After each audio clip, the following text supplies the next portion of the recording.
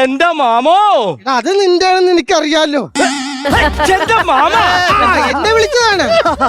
എനിക്ക് എപ്പോ വേണമെങ്കിലും വിളി വരും. ഇന്നലെ രാത്രിയിലും വിളി വന്നു. ഞാൻ കേട്ടായിരുന്നു.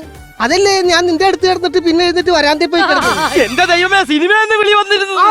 വിളി മാമൻ നോക്കിക്കോ, ഞാൻ ആദ്യം മലയാള സിനിമയെ പിടിച്ചു കയറും, പിന്നെ ഹോളിവുഡ്, ജോളിവുഡ്, ബോളിവുഡ്. എടാ, ആദ്യം നീ കിടക്കണ കട്ടിലേൽ ഒരു ഫ്ലൈവുഡ് മേടിച്ചു വെക്കും.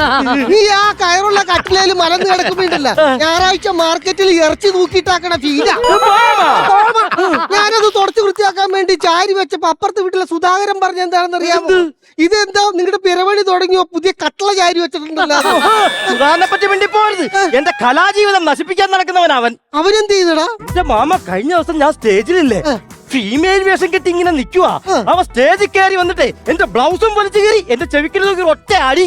എങ്ങനെ അടിക്കാതിരിക്കും? അവൻ റബ്ബർ വെട്ടാൻ പറ്റിരുന്ന 2 ചിരട്ട വെച്ചിട്ടാ ഇവ ഫ്രീമെയിൽ ചെയ്യണത്. ഒരാഴ്ചത്തെ അവന്റെ പണികളൊക്കെ ഇവനെ തന്നെയല്ല കൊല്ലണ്ടേ? അത് വേണേ പോട്ടെ, പക്ഷെ അടുത്ത സ്റ്റേജ് തൊട്ട് ഞാൻ പുതിയൊരു ഫീമെയിൽ ചെയ്യുന്നുണ്ട്. എന്റെ ദൈവമേ, ഇങ്ങിയും ഏത് ഫീമെയില്? കിടത്തിനാട്ടും മാക്കം.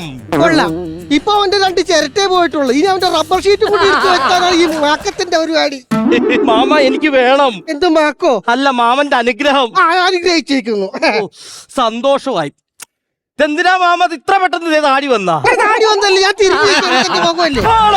എന്നാലും എന്നെ അനുഗ്രഹിച്ചില്ലേ? ഇല്ല, എന്റെ പട്ടി അനുഗ്രഹിക്കുന്നില്ല. ചുമ്മാതല്ല, നിങ്ങൾക്ക് യാതൊരു സെന്റിമെന്റ്സും ഇല്ലാത്തത്. സെന്റിമെന്റ്സ്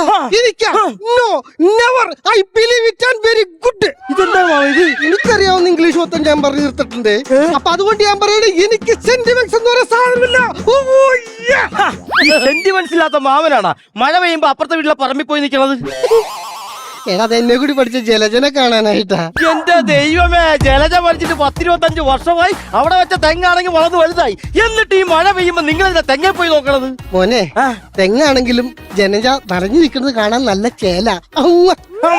ചുമ്മാതല്ല, ജലജ ഭർത്താവ് നിങ്ങൾ കൂമ്പിട്ട് കുത്തണത്. അത് പരവശം മൂത്തപ്പോ ഞാൻ 2 കരിക്കിളക്കാൻ നോക്കിയതാ. ഓ, ഇങ്ങനത്തൊരു ഞരമ്പൻ.